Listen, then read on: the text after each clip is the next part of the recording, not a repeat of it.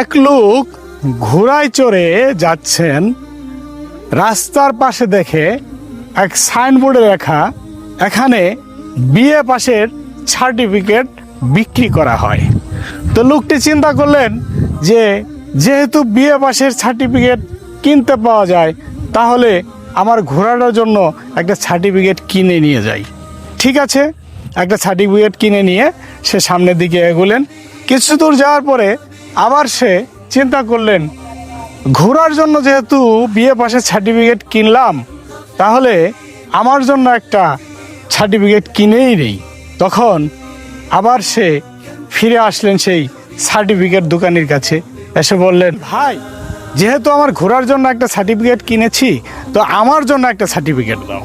তখন সার্টিফিকেট দোকানি বললেন যে, শোনো মূর্খ, আমি ঘোড়ার জন্য সার্টিফিকেট বিক্রি করি, কিন্তু তোমার মতো গাধার জন্য সার্টিফিকেট বিক্রি করি না। আমার এখানে গাধার কোনো সার্টিফিকেট বিক্রি হয় না।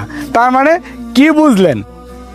যদি লোকটি গাধাই না হতো, তাহলে কি ঘোড়ার কোনো সার্টিফিকেটের প্রয়োজন হয়, ঘোড়ার জন্য সার্টিফিকেট কিনতে হয়, এই চিন্তা তার মাথায় আসতো?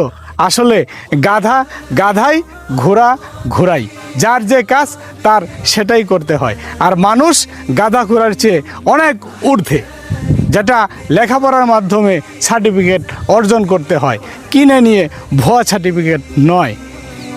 كم كانت الدنيا تضيق بوسعها فتلوتهم ورأيتهم